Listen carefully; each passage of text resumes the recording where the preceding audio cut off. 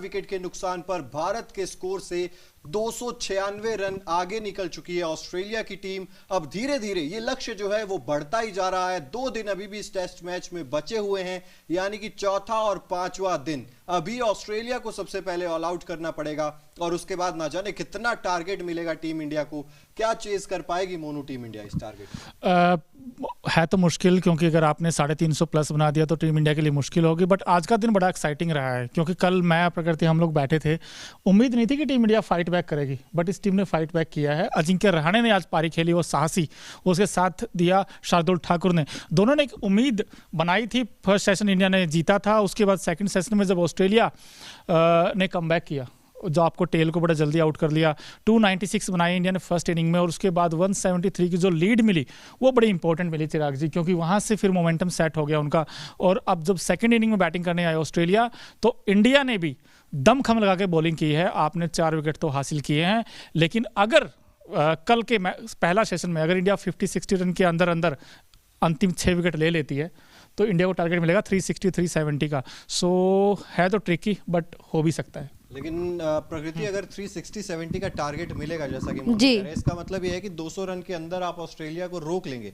और अगर आप 200 रन के अंदर ऑस्ट्रेलिया को रोक लेंगे, ऐसी पिच है, तो फिर मुश्किल तो आपको भी होगी 370 चेज करने में। बिल्कुल सही बात है। और अगर मैं बिल्कुल सहमत हूँ आपकी बात से, क्योंकि रोक लेंगे तो फिर जिस कारण आपने रोका है वो प्रॉब्लम आपको भी तो फेस करना पड़ेगा। और कहीं ना कहीं जो प्रदर्शन रहा है ऑस्ट्रेलिया का, जितने से वो आगे चल रही है, तो मुझे लग रहा है कि भारत के लिए बहुत ज़्यादा मुश्किल हो गया है। और कहीं ना कहीं मुझे लग रहा है कि काफ़ी मुश्किल हो सकता है इस साल। ऐसा हो सकता है ऑस्ट्रेलिया तो ना ले जाए ट्रॉफी। देखिए, हो भी सकता है, क्योंकि चांसेस तो ज़्यादा बन रहे हैं। अजिंक्य रहाणे की बात करें, आज 89 रन की पारी के लिए 129 गेंदों का सामना करते हुए 11 चौके लगाए, 1 छक्का भी लगाया पुल शॉट पर, जो फाइन लेग के ऊपर से गया।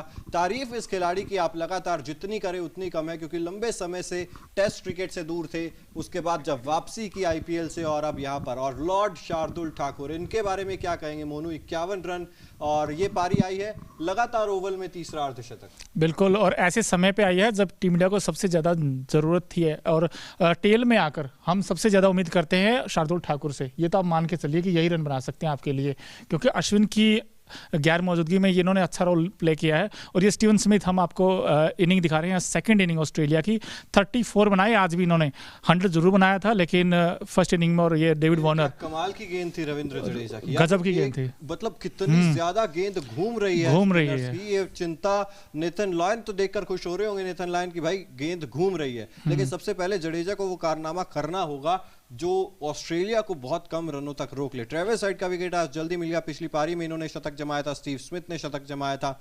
इन दोनों के विकेट्स तो मिल चुके हैं। और ये रविंद्र जडेजा का वो स्पेल जिसकी हम बात कर रहे हैं, जो आज उन्होंने गेंदबाजी की, 9 ओवर 25 रन देकर 2 विकेट हासिल किए। और ये जो 2 विकेट हैं, ये बहुत महत्वपूर्ण विकेट जो 2 हैं लिए रविंद्र जडेजा ने, एक स्टीव स्मिथ का और दूसरा जो है उन्होंने जब बेसिकली दोनों को आत्मनिर्भर। बिल्कुल, और अगर ओवरऑल बात करें तो रविंद्र जडेजा ही है जिनकी बल्लेबाजी और गेंदबाजी दोनों ही मुझे बहुत ही उम्दा और अच्छी दिख रही है। तो इस पे आपका क्या कहना है? मतलब जडेजा से आपको उम्मीद थी या नहीं थी कि ऐसा प्रदर्शन देखने को मिलेगा? कह तो रहे थे कि तीसरे दिन स्पिनर्स को मदद मिलनी शुरू हो जाएगी, चौथे दिन ये मदद और ज्यादा हो जाएगी। और लेकिन ये एकदम से ना सडन चेंज देखने को मिला। जब गेंद घूम रही थी तो जडेजा एक अलग ही कॉन्फिडेंस में नजर आ रहे थे। काफी ज्यादा गेंद वो हिल रही थी। उसके बाद अटैकिंग क्रिकेट जब इंडिया ने खेला, वहां पर स्लिप देख सकते थे, सिली पॉइंट देख सकते थे, लगातार दबाव बनाकर रखा था। और क्या सेटअप था, वो जबरदस्त सेटअप था। और कहीं ना कहीं भारत को जीतने के लिए फिलहाल, मतलब अभी की बात करें तो बॉलिंग में ही सबसे अच्छा करना जरूरी है, क्योंकि वो ऑस्ट्रेलिया को रोक दे। उसके बाद फिर अगर हम बैटिंग पे आए तो बैटिंग की बात करेंगे, जिसमें जो बैट्समैन है, मुझे लगता है 2 बैट्समैन को तो 100 करना ही पड़ेगा, तभी ऐसा हो पाएगा कि भारत जीत पाएगी। बिल्कुल। और मोनू, जिस तरीके से हम लोग चर्चा कर रहे हैं, कैमरन ग्रीन अभी क्रीज पर मौजूद है, लेकिन स्ट्रगल करते हुए नजर आ रहे हैं। लगातार हम लोग बात कर रहे हैं, मोहम्मद शमी हो चाहे सिराज हो, तंग तो कर रहे थे आज बहुत ज्यादा, लेकिन वही है ना कि किस्मत ने भी थोड़ा साथ नहीं दिया। एक इनसाइड एज लगा, विकेट के बहुत करीब से निकल गया वो। और लगातार हम कह रहे हैं कि आपको किस्मत का साथ भी चाहिए होता है, लेकिन आज वो उतना ज्यादा मिला नहीं गेंदबाजों को। बिल्कुल, और जो स्ट्रगल की आपने बात की, वो वही बैट्समैन कर रहे हैं जो IPL खेल के आए हैं। कैमरन ग्रीन भी IPL खेल के आए हैं, इंडिया के जो टॉप ऑर्डर है वही भी IPL खेल के आया है। सो ये दिक्कत तो है, अनइवन बाउंस है जैसे आपने कहा। और तीसरा दिन था आज हमने रविंद्र जडेजा का टर्न एंड बाउंस दोनों देखा, और जडेजा ने आज आज एक बात तो कारनामा जो आपने कहा था ना, एक अच्छी चीज़ ये की जो पिछले इनिंग के दोनों हीरो थे ना, ट्रेविस हेड और स्टीव स्मिथ, उनके विकेट निकाले हैं। बहुत इंपॉर्टेंट था, बहुत ज़रूरी थे दोनों विकेट मिलने। यहाँ से अब टीम इंडिया को थोड़ा सा नहीं एनर्जी मिली है, और इसी के कारण आप देखिए सिराज ने आज जिस तरीके का बॉल डाला है सेकंड इनिंग में, वो विद पेस और बाउंस से उन्होंने डराया है दोनों बैट्समैनों को। और उसके बाद फिर वो जब गेंद डॉट्स जाती है ना, प्रेशर बनता है, भले ही टेस्ट क्रिकेट हो, बट 18-19 गेंद खाली गई, उसके बाद स्टीव स्मिथ स्टेप आउट करके आगे आए और जडेजा को विकेट दे बैठे। सो आई थिंक बहुत बड़ा विकेट था वो। अब यहाँ से 123 for 4 है, तो मैं उम्मीद ये करता हूँ कि इंडियन टीम इनको 200 के अंदर अंदर रोके। उसके बाद आपके पास एक अपॉर्चुनिटी होगी, अगर आपके बैट्समैनों ने, अब मौका है, ये जो 10 साल का सूखा है ना, हम कहते आ रहे हैं, अब मौका है आपके बैट्समैनों का। वो कहते हैं ठीक है एक इनिंग में आपने मिस्टेक्स किए हैं, एरर ऑफ जजमेंट थी, बट अब मत चूकना मेरे भाई, क्योंकि ये सबसे बड़ा मौका है भाई। और मैं भी यही कहना चाहती हूँ, अगर मैं पार्टिकुलर टर्म की बात करूँ तो बहुत ही मैजिकल और हिस्टोरिकल पारी की ज़रूरत है भारतीय टीम को अभी, और उसी से जीत आ सकती है। और अगर बात हम करें, ये तो मैं हर लाइव में बात करती हूँ कि केएस भारत ने कितना फिल किया है ऋषभ पंत के स्पेस को। मुझे लगता है कि ऋषभ पंत की कमी बहुत खल रही है। बिल्कुल खल रही है। देखिए 10% भी मुझे लगता है कि ऋषभ पंत वाली जगह को नहीं भर पाए, क्योंकि देखिए ऋषभ पंत ऐसे समय आपको बहुत याद आएंगे जब आपको तेज गति से रन बनाने होंगे, जब आपको चाहिए होगा कि भाई एकदम से कोई आकर एक सेशन में मैच पलट दे। उस्मान ख्वाजा की बात करें, पिछली पारी में 0 पर आउट हुए थे, आज कुछ रन निकले। स्टीवन स्मिथ पिछली पारी में शतक आया था, आज 34 रन बनाकर आउट हुए। रविंद्र जडेजा, एक खूबसूरत गेंद थी, वो स्टेप आउट किया, और शार्दुल ठाकुर ने एक बार फिर से अच्छा कैच पकड़ा। डेविड वार्नर, आज इनका बल्ला भी नहीं चला, और जिस तरीके से 1 रन बनाकर ये भी आउट हो गए। और हम लोग चर्चा कर ही रहे थे कि बाहर जाती हुई गेंद को जो छेड़ा है डेविड वार्नर ने भी और उस्मान ख्वाजा ने भी। बिल्कुल, और ट्रेविस हेड, इनको हालांकि मौका मिला था, उमेश यादव ने कैच छोड़ दिया था इनका, और मुझे लगा था कि यार ये तेज खेलते हैं, 2 छक्के तो इन्होंने भी लगाए, पर जडेजा कहाँ जाने देते हैं ऐसे मौकों को।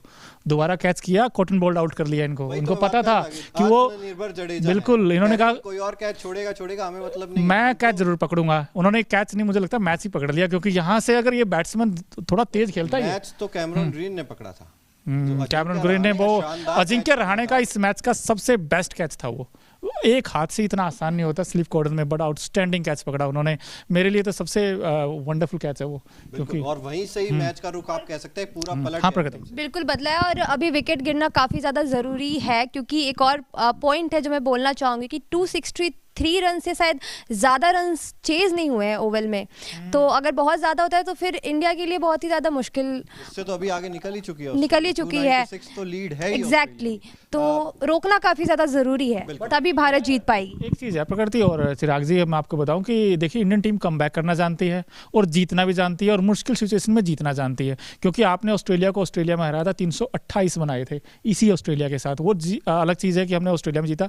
अब इंग्लैंड में ये इतिहास दोहरा सकते हैं, क्योंकि आपकी बैटिंग लाइनअप में डेप्थ है और आपके बैट्समैनों में वो स्पार्क है। खासकर रोहित शर्मा ने इसी मैदान के ऊपर शतक बनाया था, तो उम्मीदें हैं। देखिए उम्मीदें, बट ये तब होगा जब आप पहले स्टेल को निपटाएंगे। लेकिन जो ये कैमरन ग्रीन हैं, ये भी बड़े खतरनाक हैं सर, ये बड़ा लंबा खेलते हैं, और साथ ही साथ आपके एलेक्स कैरी, उनको भी आना है अभी। सो आई थिंक उसके बाद फिर वो जो पैट कमिंस हैं, इनको टेल को जल्दी आउट कर लीजिए, 50-60 के अंदर ही आउट करना पड़ेगा। अगर आपने 100-110 बना दिए फिर समस्या है जी, क्योंकि 4th इनिंग में बैटिंग आपको करनी है। और जैसा टर्न एंड बाउंस दिखा था ना जडेजा ने, तो नाथन लियोन से भी आपको संभल कर लेना पड़ेगा, और स्कॉट बोलैंड तो आपके लिए सबसे बड़ा खतरा है। लेकिन मुद्दा ये भी तो है ना कि जिस पे हम हमेशा बात करते हैं कि भारतीय टीम कमबैक करती है, ये हम देखते आ रहे हैं, लेकिन कितने टाइम से जब फाइनल और सेमीफाइनल्स की बात होती है तो भारतीय टीम कमबैक नहीं कर पाती है। ये भी हम देख रहे हैं, कितने बड़े बड़े मुकाबले में भारतीय टीम हार गई है, जिससे हम जैसे फैंस काफ़ी सैड हो जाते हैं। तो इसलिए मुझे इस बार भी थोड़ा थोड़ा डर लग रहा है। अगर कर दिया तो फिर तो मैं मान जाऊंगी कि चलो भारतीय टीम जो है वो वापस आ चुकी है अपने फॉर्म में। तो तभी तो हम लोग, मैं और चिराग जी क्यों कह रहे हैं आप ड्रॉ के लिए मत जाइए, क्योंकि आपके पास अपॉर्चुनिटी है, परफेक्ट सिचुएशन है, आप जीतने के लिए जाइए ना। क्यों आप अगर रन ही 500 हुए तो फिर ड्रॉ के लिए जाएंगे या जीतने के लिए जाएंगे? फिर तो आपको संभल कर खेलना पड़ेगा ना, तब तो आपको 1-1.5 दिन से ऊपर निकालना पड़ेगा आपको। वो एक अलग सिनारियो, बट मैं कह रहा हूँ कि अगर मान लो कल आपने 50, 60, 70, 80 रन के अंदर अंदर रोक दिया तो आपके पास चांसेस है ना, तो आप जीत के लिए जाइए, आप ड्रॉ के लिए क्यों जाओगे? क्योंकि जीत की तरफ जा सकते हैं, क्योंकि अगर आप 370 चीज कर रहे हैं तो 1.5 दिन में या हम कहें हैं कि 4-4.5 सेशन में आराम से आप 370 को चेज कर सकते हैं। चलिए फिलहाल जैसे कि ओकिनावा का हर स्कूटर कॉस्ट इफेक्टिव है, उसी तरीके से आज Okinawa effective player of the day की अगर हम लोग बात करेंगे तो वहां पर नाम आएगा अजिंक्य रहाणे का। हालांकि यहां पर दो मत थे, पहले मैं सोच रहा था कि शार्दुल ठाकुर की तरफ जाऊं, अजिंक्य रहाणे की तरफ जाऊं, कुछ लोग कह रहे थे कि भाई रविंद्र जडेजा की तरफ जाइए, कमबैक करवाए, लेकिन आज Okinawa effective player of the day में अजिंक्य रहाणे 129 गेंद खेलते हुए 89 रन बनाए, 68.99 का स्ट्राइक रेट, 11 चौके, 1 छक्का। और इस खिलाड़ी की जितनी तारीफ करेंगे आप कम है, क्योंकि कल से हम इनके बारे में बात कर रहे हैं कि ये टिके हैं और अच्छे से हमने गेस किया था कि ये यही रहेंगे मैदान पे। मोनू से हमने बात की थी और ऐसा ही देखने को मिला है, काफ़ी अच्छा प्रदर्शन किया है इन्होंने। तो मैं तो बिल्कुल इनको मान रही हूँ कि आज के effective player of the day Ajinkya Rahane ही है। और आई थिंक अच्छी बात ये भी है अजिंक्य रहाणे ने जैसी बैटिंग की है वो गेंद ना मिडल कर रहे थे, बहुत ज़रूरी है किसी बैट्समैन के लिए। और कमबैक प्लेयर हैं, आप 11-12 महीने के बाद आए हैं, आईपीएल खेल के आए हैं, बट उसके बावजूद भी इन्होंने वो टेम्परामेंट दिखाया, वो पेशेंस दिखाया। और इतना आसान नहीं है अनइवन बाउंस पे आप ऐसे गेंदबाजों को सामने करते हैं। आपके सामने जो पेस अटैक है, one of the most finest pace attack है इंडिया का, वर्ल्ड का बल्कि। इसीलिए तो ओकिनावा effective player of the day बने भी हैं अजिंक्य रहाणे। और जिस तरीके से हम लोग बात करते हैं कि अगर आप ओकिनावा का स्कूटर चलाते हैं तो बिल्कुल कॉस्ट इफेक्टिव है, आपका खर्चा बिल्कुल नहीं आता। मैं तो चलाता हूँ, मुझे पता है कि खर्चा बिल्कुल नहीं होता है। आपको भी चलाना चाहिए मोनू, अगर आप नहीं चलाते हैं। या मैं चलाता हूँ, दो चलाता हूँ, बल्कि एक नहीं दो। अच्छा, दो है आपके घर में? दो है, इनके घर में दो है। मैं भी शायद सोच रहा हूँ कि दूसरा ले लूँ, क्योंकि बहुत ज्यादा कॉस्ट इफेक्टिव है, आपको भी लेना चाहिए। और हम लोग लगातार बात कर रहे हैं कि कमबैक होना चाहिए। क्रूशियल है कल का दिन, और खास तौर पर वो पहला सेशन जहां पर आप आएंगे। हालांकि गेंद थोड़ी पुरानी जरूर हो चुकी है, लेकिन अब यहां पर रविंद्र जडेजा का रोल बहुत ज्यादा बढ़ जाता है। बट और कल कैप्टनसी का भी टेस्ट होगा कि किस तरीके के अटैकिंग फील्ड के साथ जाओ, क्योंकि आपको विकेट लेने हैं। आप गेंद थोड़ा आगे कीजिए, आगे जैसे सिराज ने आज गेंद अच्छा किया था।